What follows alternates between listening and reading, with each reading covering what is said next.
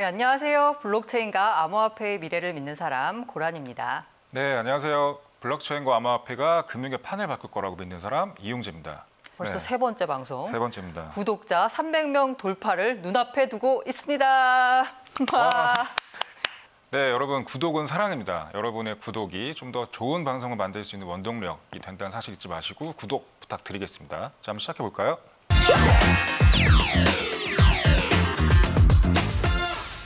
예, 오늘도 이번 주 핫 크립토 아주 핫한 소식 준비했습니다. 지난 9월 5일 얼마 전이죠. 미국 상원에서 일라드 로이스먼을 SEC 미국 증권거래위원회의 새로운 위원으로 확정을 했죠. 네. 이분을 위원으로 확정한 게 조만간 있을 비트코인 ETF 승인에 영향을 미칠 것이라고 시장은 보고 있는 거죠. 네, 시장은 굉장히 긍정적으로 보고 있는 상황이고요. 그러니까 로이스먼은 올해 지금 37세에 이제 지금 젊네요. 수년간 미국 상원의원, 그 자문위원을 맡고 있었고요. 그다음에 최근에는 SEC에 합류하면서 합류하자마자 되게 중대한 한 표를 행사해야 되는 상황에 처해 있죠. 예. 그러면 로이스먼이 이 승인 쪽으로 약간 표를 행사할 거로 보고 계신 건가요? 네, 시장에서는 로이스먼이 이제 비트코인 ETF에 긍정적인 한 표를 던지지 않을 것이냐라고 예상을 하고 있는 상황입니다. 그 이유가 따로 있나요? 네, 그 이유가 뭐냐면 7월에 그러니까 네. 로이스먼이 SEC 합류하기 전에 미국 상원 그 은행 청문회, 은행위원회에서 블록체인과 ICO에 관련해서 굉장히 좋은 발언을 했어요. 그러니까 이런 첨단 기술에 대해서는 SEC가 굉장히 투명하고 공정한 방법으로 접근을 해야 된다라고 얘기를 했죠. 화면에 SEC 지금 커미셔너, 그러니까 위원 현황을 좀 보시면 총 5명이 있습니다. 지금 그래서 의장, 제이 클레이튼 의장은 대표 의장이기 때문에 좀 조심스러운 발언을 많이 했어요. 그래서 지금 시장에서는 부정적이다라고 좀 보고 있는 게 맞고요. 파라 엠스타인 위원은 2013년도에 임명이 돼서 만기가 5년입니다. 조만간 바뀔 예정이에요. 12월에. 그리고 나머지 3분, 로버트 잭슨 주니어 우호적이고요. 대표적으로 헤스터 엠피어스 같은 위원은 굉장히 우호적이죠. 이분은 지난 8월에 ETF가 거절됐을 때도 굉장히 좀 유감스러운 얘기를 많이 했었고. 그렇죠. 저도 기억이 나는 게 이 헤스터 피어스 위원이 1년에 비트코인 ETF를 계속 거절하니까 아주 유감스럽다라고 네. 했으니까 이게 지금 분위기를 보면 뭐 한 2분은 부정적, 3분은 긍정적. 네, 그러면 맞습니다. 이제 승인이 이루어지나요? 5명 중에 3명이 비트코인에 우호적인데 이게 과연 비트코인 ETF의 승인에 긍정적인 영향을 줄 것인지는 좀 따져봐야 될 문제이기도 합니다. 그래서 지금 저희가 그걸 한번 따져볼 텐데요. 트럼프가 직접 임명을 하고 SEC가 상원의원에서 확정을 하기 때문에 그러니까 그 화이트하우스와 그러니까 미국 정부와 그다음에 상원의원 두 집단 간의 그런 컨센서스가 이루어져야 되는 거거든요. 그래서 이런 것들은 그 미국 정부와 상원 내에서 암호화폐나 블록체인에 관해서 굉장히 긍정적인 그런 의견들이 생겨나고 있다. 이거를 좀 제도화하는 거에 좀 무게가 실리고 있다라고 볼 수 있겠죠. 드디어 움직일 회사가 움직였습니다. 바로 시티은행. 예. 여기 왜 안 움직이나 했습니다. 그러니까요. 네, 드디어 발표했습니다. 네, 저희가 넥스트머니 책에서도 밝혔듯이 시티은행은 암호화폐와 굉장히 연관이 깊은, 그러니까 디지털 화폐랑 연관이 깊은 회사죠. 네. 예, 예전부터 연구를 많이 했었고요. 그때 MIT 출신이던 CEO 존 리드가 네. 그 전폭적으로 지지했던 프로젝트가 있었죠. 잘 네. 되었으면 아마 비트코인이 안 나왔을 그쵸. 수도 있었을 예. 텐데 이제 어떤 서비스를 구체적으로 론칭하겠다고 한 건가요? 지금 시티은행은 DAR이라는 그러니까 한국말로 말하면 디지털 자산 증서입니다. 아, 네. 디지털 그래서 에셋 리스트. 줄여서 DAR이라고 하는데 실제 암호화폐는 이제 그 법적으로 인가를 받은 그 수탁 기관에 예치가 되고요. 그다음에 예치되어 있다라는 거에 대한 증표, 영수증이죠 말하자면 그 영수증들이 투자자들한테 거래가 되는 거죠. 네, 그래서 실제로 요거는 이 DAR이라는 상품 자체는 법적으로 문제는 없는데 네. 과연 SEC가 이거에 대한 유통이나 판매를 어떻게 바라볼지가 좀 관건이죠. 만약에 이 암호화폐 DAR이 문제없이 런칭이 되면 네. 자산운용사, 헤지펀드, 뭐 기관 투자자, 특히 이제 기존의 시티랑 거래하던 기관들이 네. 투자할 가능성이 정말 높아지겠네요. 엄청나게 높아지는 거죠. 이게 뭐 기관들이 이제 많이 들어오는 움직임인데 네. 그래서 저희가 여기서 아예 전 세계에서 가장 큰 크립토 펀드를 운영하는 그레이스케일을 직접 만나봤죠? 네, 직접 만나봤습니다. 가장 큰 펀드를 운영하는 전 세계 최고. 네. 예. 마침 그레이스케일이 마침 이제 한국의 금융기관들과의 미팅을 하기 위해서 한국에 방문했었습니다. 그래서 저희가 그 소식을 입수하고 바로 가서 잡아왔습니다. 자리에 앉혀서 이제 인터뷰를 했고요. 그래서 저희가 만나고 온 사람이 그레이스케일의 매튜 백이라는 네. 애널리스트를 만나고 왔는데요. 우리 매튜와 함께 여러분들이 궁금해하실 내용 알아볼 텐데 먼저 이 그레이스케일 좀 생소하실 텐데 어떤 회사인지 한번 들어보죠. Yeah, so Grayscale now offers 9 different investment products, 7 single currency passive investment vehicles that are just designed to track different underlying crypto assets. And then in February of this year, we launched our first index fund, which is called Digital Large Cap Fund. So that holds the top cryptocurrencies on a market cap weighted basis and just gets rebalanced on a quarterly basis. So you can think of it as similar to an index fund for equities like the S&P 500. So the product suite has grown over the last year. We scaled up from having only 4 funds at the end of 2017 to 9 funds now. So we introduced 5 new funds, and we continue to raise assets into all those funds on a weekly basis. So we now manage 1.6 billion spread across those 9 different investment vehicles. And we've raised well over $300 million on a year-to-date basis into those funds. 네, 직접 듣고는 더 대단하네요. 최근에 이제 골드만삭스나 방금 계속 저희가 말씀드렸던 다양한 금융기관들이 들어오고 있는데 이에 대해서 그레이스케일은 어떻게 생각하는지, 경쟁자로 생각하는지 아니면 상호 이제 같이 갈 수 있는 상생 파트너로 생각하는지 한번 들어볼까요?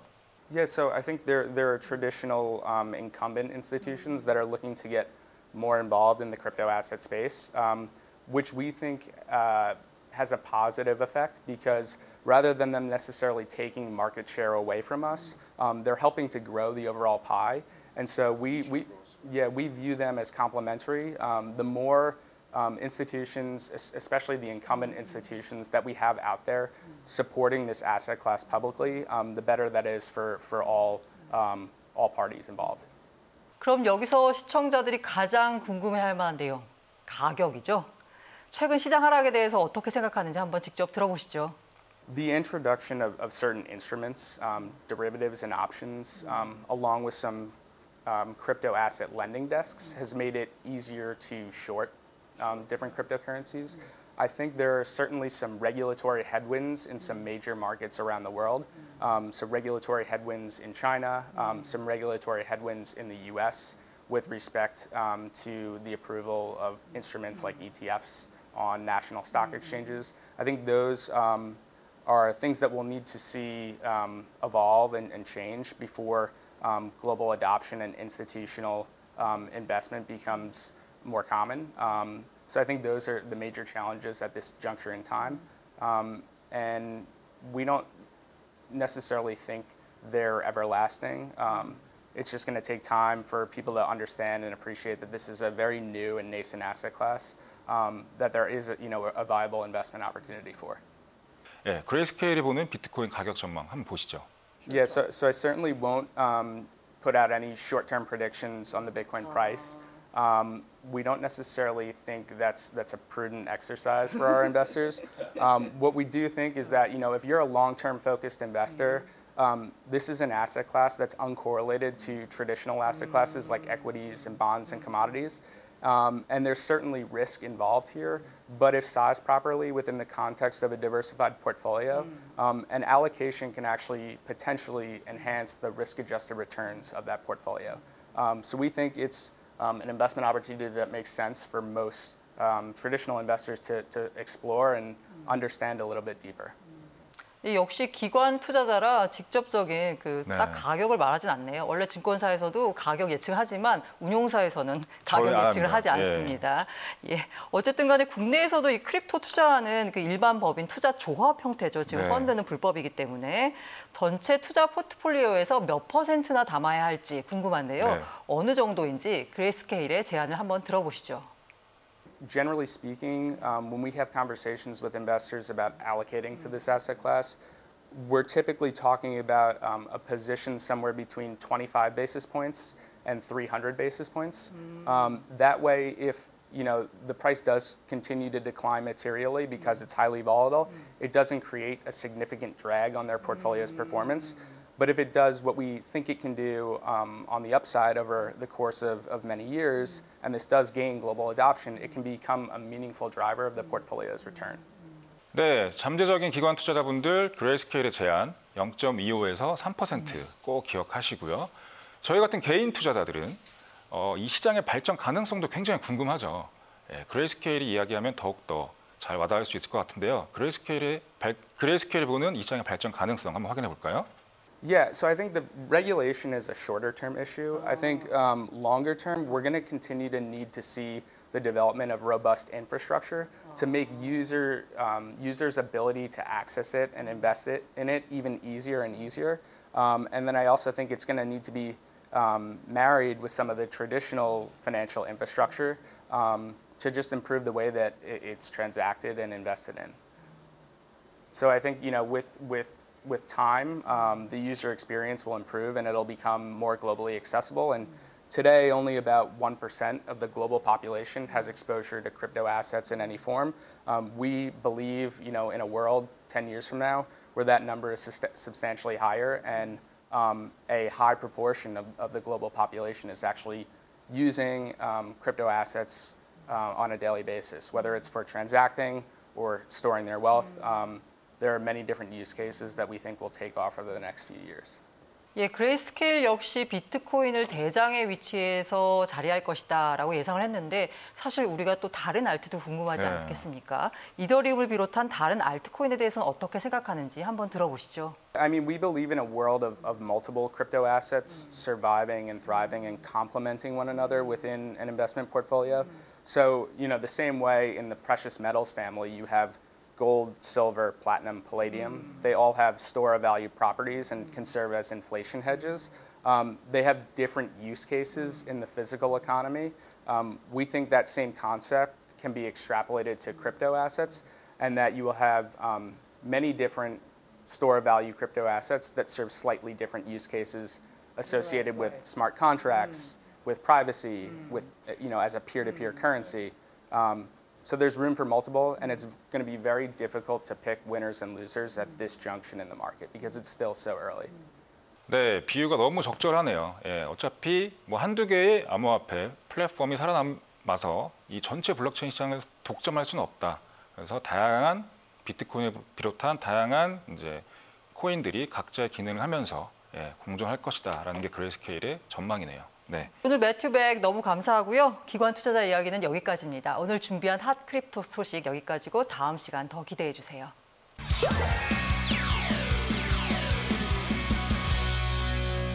이번 시간은 넥스트 머니톡 시간입니다. 다음 넥스트 머니가 될 가장 확률이 높은 비트코인. 오늘 그 비트코인에 대해서 본격적으로 알아보도록 하죠. 이 등장한 지 10년 정도 다 됐죠. 비트코인 창시자로 알려져 있죠. 사토시 나카모토가 발송한 익명의 이메일이 그 시작으로 알려져 있는데요. 그러니까 이메일 한 통이 전반적인 경제 패러다임 전체를 바꿀 것을 예고한 거죠.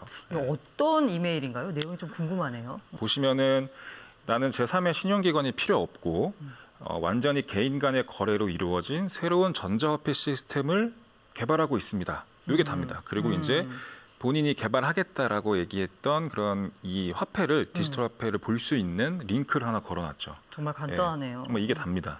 그런데 이걸 도대체 받는 사람은 누구였던 건가요? 받는 사람은 당시에 암호학자들, 그다음에 컴퓨터 개발자들, 그다음에 사이퍼펑크. 근데 처음에 반응은 굉장히 차가웠어요. 그러니까 이 사토시 나카모토라는 이 지금 뭐 익명의 개발자인데 이 익명의 개발자가 나타나서 해결책이다라고 내놓은 비트코인 이것을 곱게 봤을 리가 없겠죠. 그러니까 사이퍼펑크들은 90년대 초 저희가 지난 시간에 살펴봤듯이 그리고 책에도 많이 나와 있듯이 실생활에서 사용 가능한 디지털 화폐를 만드는 게 이분들의 그런 오랜 염원이었습니다. 그런데 갑자기 듣보잡이 갑자기 나와서 내가 만들었다. 야 이거 만들었으니까 봐봐. 이렇게 된 거죠. 누가 보겠어요. 잘 안 보죠. 그래서 사람들이 다 무시하고 그중에 몇몇만 한번 보고 한번 되겠어? 한번 궁금한데 몇 개 질문 한번 해볼까? 질문했구나. 정도에 왔다 갔다 그 정도가 끝났어요. 첫 번째 메일로는. 네. 이 두 번째 메일을 또 사토시가 또 보냈나요? 두 번째 그럼에도 굴하지 보내죠. 않고. 네. 그래서 이제 비트코인이라는 게 탄생했습니다. 제가 첫 번째 블럭을 완성시켰고 비트코인이 세상에 나왔습니다. 라고 안내 메일을 똑같은 보냈어요? 리스트에 보내죠. 그랬더니 누가 반응을 했나요? 그렇죠. 이번에는 반응을 하죠. 네. 굉장히 이 비트코인 역사에서 빼놓을 수 없는 이름 할핀이라는 그렇죠. 분이 반응을 하는데 이분도 역시 사이버펑크였고요. 저희가 지난 시간에 다뤘던 필립 짐머맨 네, 예. 이 세운 회사의 엔지니어였어요. 이분도 개인적으로 디지털 화폐를 연구를 하고 있었던 와중에 사토시의 메일을 보고 이거 되겠는데 싶은 거죠. 네, 그래서 굉장히 열정적으로 뭔가 질문도 하고 계속적으로 교류를 한 거죠. 첫 번째 블록이 보통 제네시스 블록이라고 부르는데 네. 그 블록을 만들었고 두 번째가 이 거래를 검증한 두 번째 노드가 바로 할피니가 되는 네, 건가요? 맞습니다. 그러면 예. 이거 2명이잖아요. 네. 한 명은 아닌데 2명. 그러면 네. 이건 엄연히 커뮤니티 탄생 그렇죠. 아닌가요? 커뮤니티 탄생이죠. 네. 굉장히 역사적인 순간이라고 볼 수 있습니다. 그러니까 비트코인이 그러니까 사토시가 처음에 내가 비트코인을 만들어냈다라고 했을 때는 비트코인은 가치가 없었어요. 아무도 그거를 원하지 않았기 그냥 내가 때문에. 만든 건데. 네, 내가 만든 거예요. 누구나 요즘에는 코인 만들 수 있잖아요. 그 중에 하나였죠. 근데 여기에 할피니가 응답을 했죠. 그래서 그거 되겠다. 같이 해보자. 그래서 비트코인이 할피니한테도 가죠. 네. 그래서 여기서 비로소 비트코인의 가치가 탄생하는 거죠. 다시 말하면 비트코인의 가치라고 하는 것이 커뮤니티에서 온다라고 정리할 수 그렇죠. 있나요? 비트코인이 법정화폐 대비 우수하다라는 것들이 가치의 원천이긴 한데 더 중요한 거는 비트코인이 그리는 미래를 믿는 커뮤니티죠. 그래서 가치를 저희가 측정할 때 네. 증권 주식 같은 거 보면은 PER이라는 지표가 네, 있습니다. 예. 예전에는 PER이 높으면 이거 고평가야. 고평가됐다. 네. 이거 지금 사야 돼? 너무 고평가인데? 조만간 물리는 거 떨어질 아니야? 거다. 네, 그렇게 얘기했는데 지금은 네. PER이 높으면 네. 이거 무조건 사야 되는 거야. 이거는 고성장 산업이야. 네. 프리미엄을 주고서라도 사기 때문에 PER이 높은 거야. 라고 얘기를 하죠. 왜 그렇게 얘기하냐면 일단은 인터넷과 헬스케어 기업들의 주가가 설명이 안 돼요. 그렇죠. 예. 쉽게 말하면 요즘 그 세계 글로벌 시가총액 탑 네. 순위를 보면 소위 빵이라고 하잖아요. 네. 페이스북, 아마존, 넷플릭스, 구글 네. 이게 다 이제 네트워크 기반인 건데 그쵸. 이게 커뮤니티가 IT 회사죠. 있어야지 거기서 예. 가치가 나오는 네, 거고 맞습니다. 2차나 3차 산업혁명 시대와는 좀 다른 기업들인데 네. 아마존이 돈을 벌기 시작한 것도 아마 제가 알기로는 재작년인가 네. 작년부터 돈을 벌기 시작한 거죠. 97년 IPO 했을 때부터 계속 적자. 적자였죠. 그럼에도 불구하고 이 아마존의 가치를 믿고 꾸준히 투자했던 그 사람들과 네. 아마존의 그 네트워크 가치를 믿었던 사람들이 계속 조인하면서 아마존이 1조 달러죠. 1,100조 네. 원 넘는 세계 최대 기업이 맞습니다. 됐죠. 20년 만에. 예.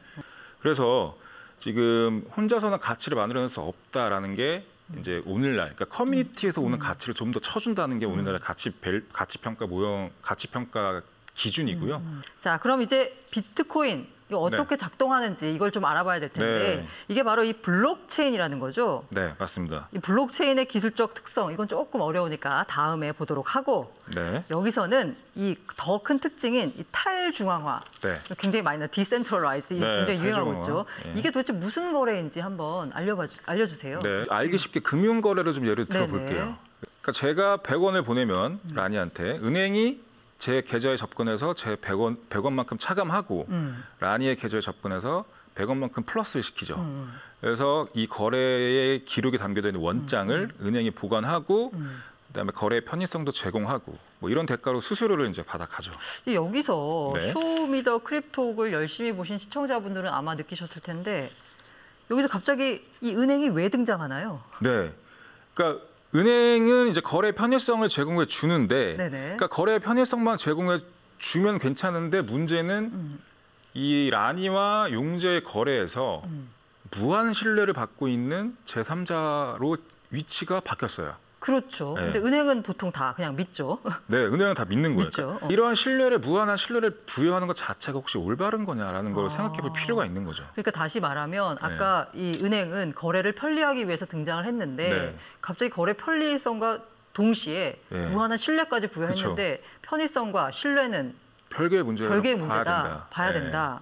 그래서 저희 이 거래 원장을 A라는 은행 말고 B, C, D 은행으로 분산을 하면 어떻게 될까? 어떻게 될까요? 분산하면. 그러면 A가 만약에 없어져도 B, C, D에 남으니까 그쵸. 증명이 되죠. 증명이 되겠죠. 예. 근데 문제는 그러면 지금 우리가 물론 지금은 뭐 거래 은행을 이용하면 수수료가 없지만 네. 사실 뭐 ATM에서 보내거나 하면 수수료가 있잖아요. 네. A에만 수수료를 주면 되는데 이렇게 되면 B, C, D에도 수수료를 줘야 되는 거 아닌가요? 그렇죠. B, C, D 기업이죠. 기업. 회사잖아요. 네네. 은행도 회사. 그러니까 이윤 추구하는 회사이기 때문에 공짜로 안 하죠. 예.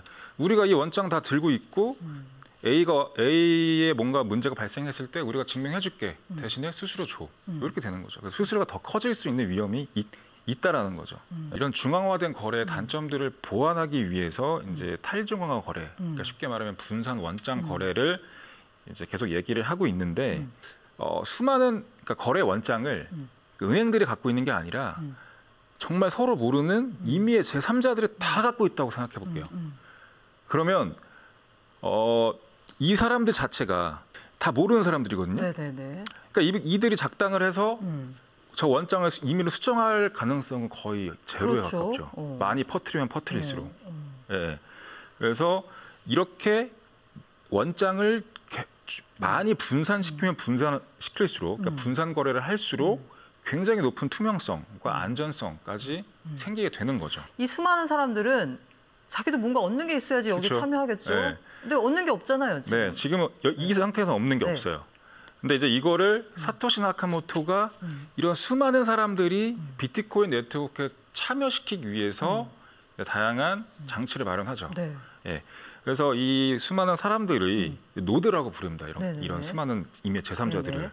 그러니까 노드라는 거는 기술적인 용어로 뭐 연결점, 뭐 연결망의 교점, 뭐 이렇게 부르는데 쉽게 아까 봤던 그 거래에 증인이 되는 수많은 제3자라고 보시면 돼요. 그렇죠. 그렇게 보시는 게 편하고요. 근데 이분들이 들어오는데 뭔가 대가가 있어야 되잖아요. 보상이 있어야 됩니다. 그러니까 보상이. 제가 무슨 그렇죠. 자선사업 하는 것도 아니고. 자원봉사자도 아니고.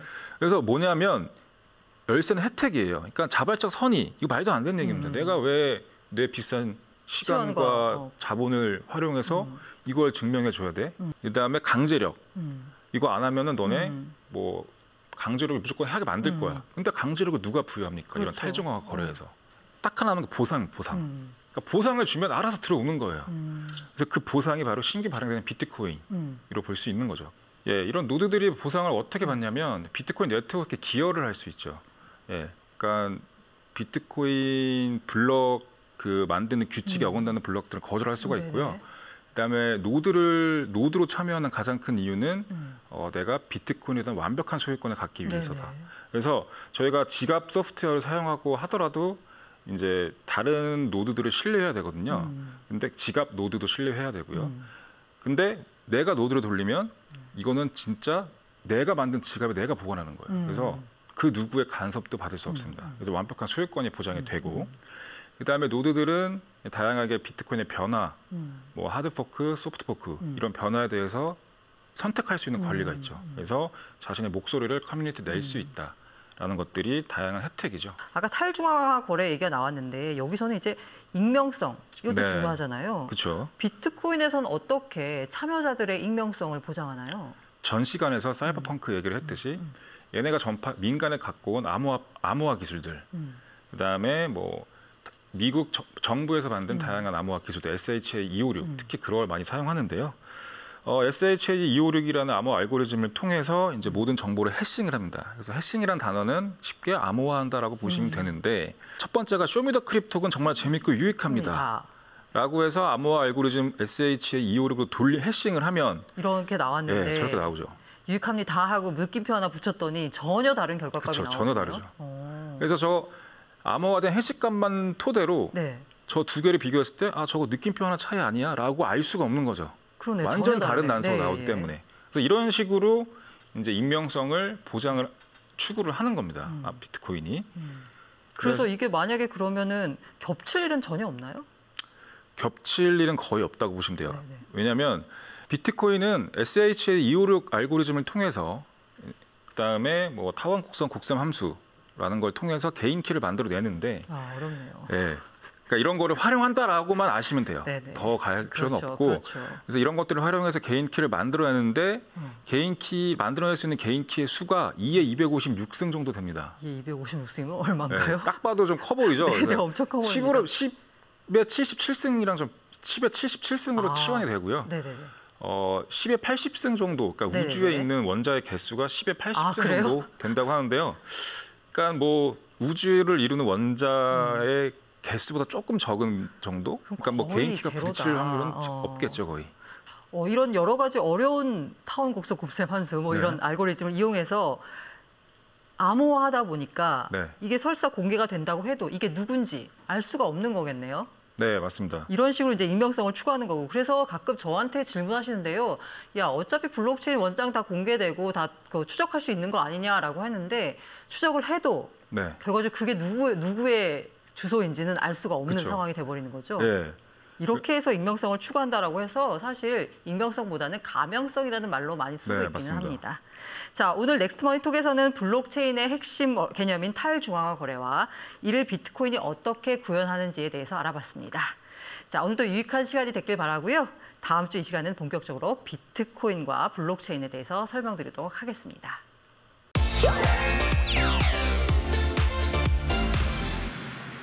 이번 시간은 암호화폐에 대한 궁금증을 속 시원하게 해결해주는 사이다 톡 시간입니다. 오늘 정말 귀한 분 모셨습니다.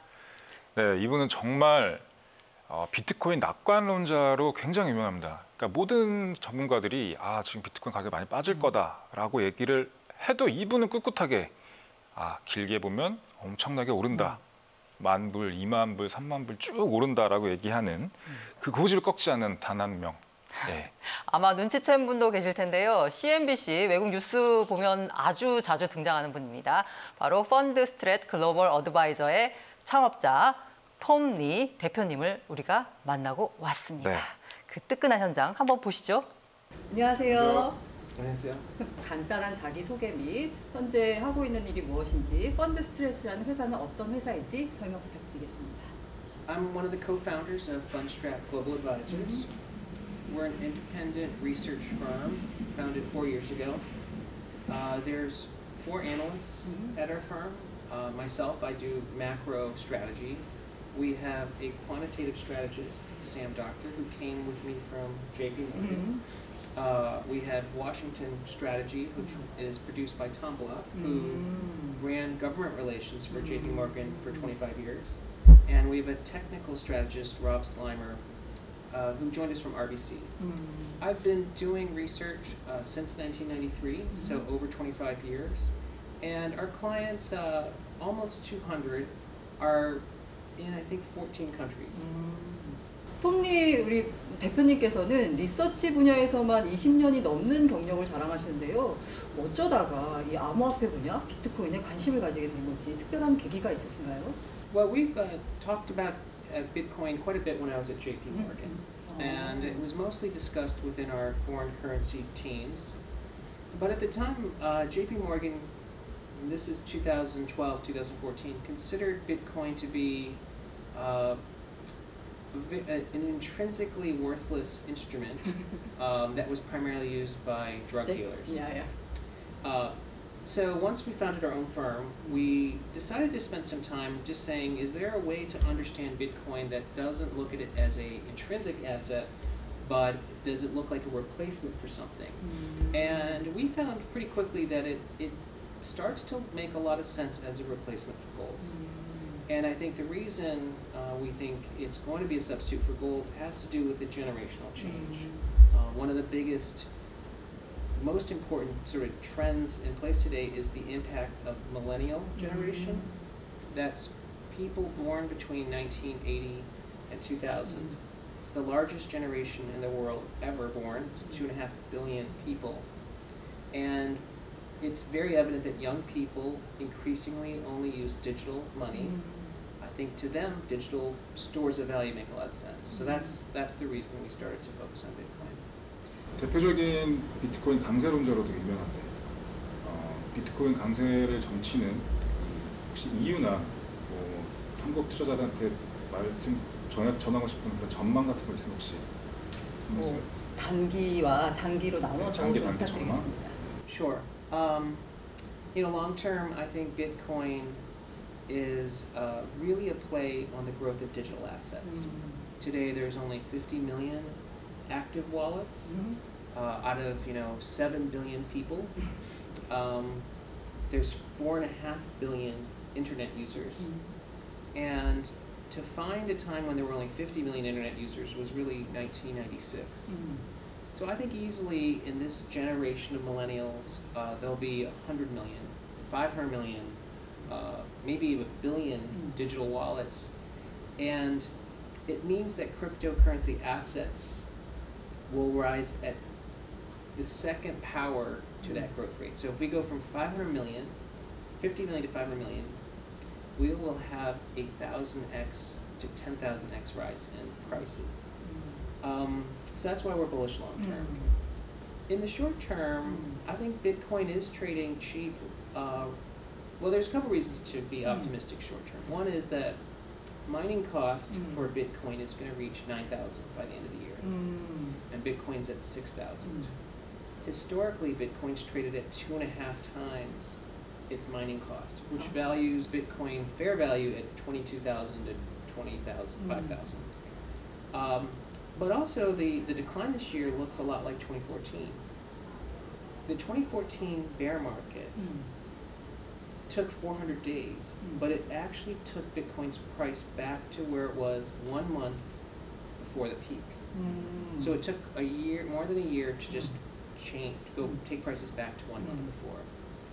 Bitcoin was 5,700 1 month before its 20,000 peak. So, you know, I think Bitcoin is kind of completing its bear market. 최근에 이제 9월에 이번 달이죠. SEC가 비트코인 ETF 승인을 이제 앞두고 있는데요. 개인적으로 비트코인 ETF 승인 가능성과 혹시 9월에 안 된다면 연내될 수 있는지 혹시 이거에 대해서 어떻게 생각하시는지? I think that it's, without question, the SEC will eventually allow an ETF product to be offered to U.S. investors. But they've raised questions that still haven't been addressed. Their biggest concern is market manipulation, and the second is the lack of surveillance, or the ability to sort of track and monitor who's trading these crypto assets. And it doesn't seem like there's much progress made between now and year end. So I think that the chances of a Bitcoin ETF approval are great before the end of the year. But it's not going to change the institutional interest in owning Bitcoin. So one of the positives is this new exchange called Bakkt from ICE. That launches November 18th. In many ways, that will be a good substitute for a Bitcoin ETF. And I think outside the US, ETNs are effectively as close to an ETF as possible. And of course, we know Citigroup is trying to create what's the equivalent of a digital asset right, which is again a variation of a synthetic asset. 제가 알기로는 그 알트코인보다는 비트코인에 대해서 더 긍정적으로 전망하시는 것 같은데요. 특별히 그런 이유가 있는지, 왜 그렇게 보시는지. Digital assets today is finance, is a replacement of money. Yeah, right. In fact, that's one reason why Ethereum even renamed itself from World Computer to Open Finance.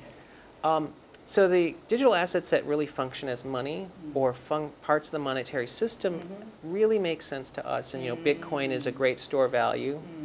And I think to the extent that other crypto assets start to serve that role, they'll be attractive. I think one of the surprises this year is how well Dogecoin has done. 비트코인을 제외한 알트코인 중에 투자할 만한 가치가 있다라고 생각하시는 코인이 있다면 언급해 주실 수 있나요?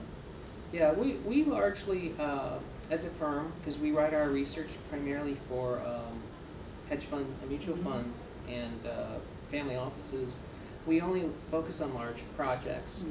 But I think that there are going to be plenty of successful future projects.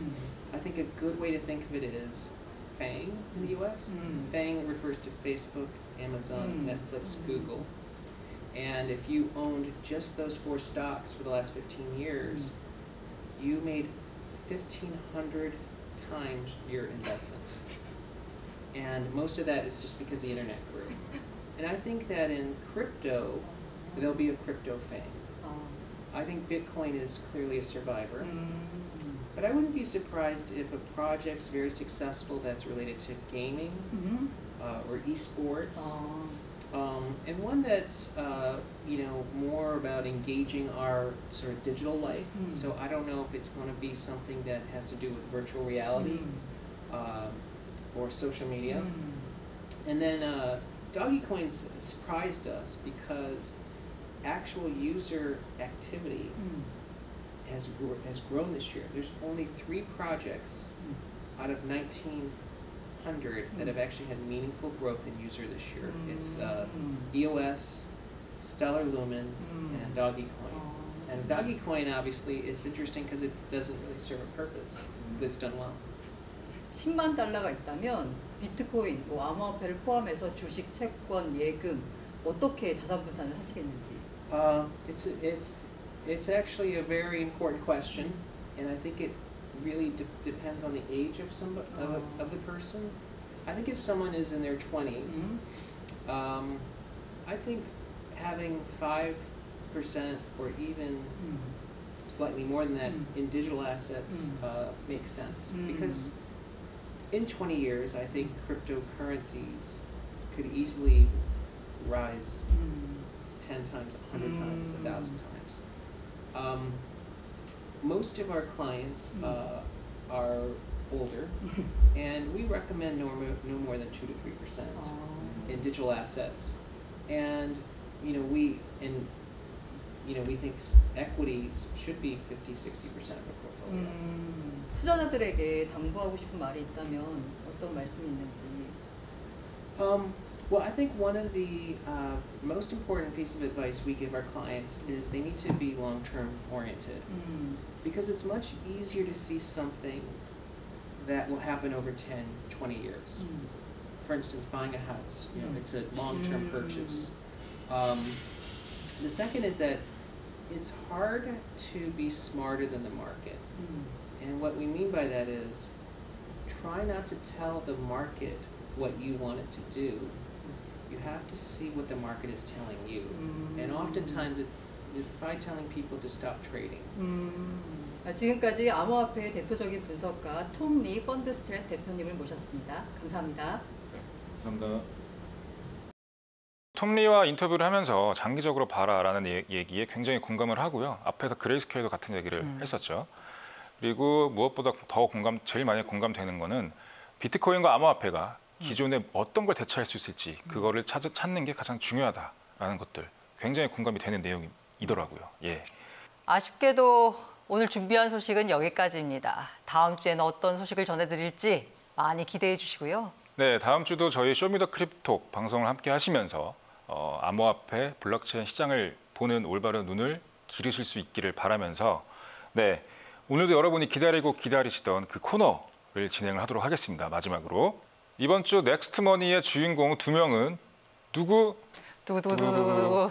와, 축하합니다. 아래 자막에 아이디가 나가고 있을 텐데요. 두 분께서는 이름, 주소, 연락처 3종 세트 메일로 꼭 보내주시고 저희 뒤에 있는 책이 사라지는 그날까지 책을 계속 보내드리도록 하겠습니다.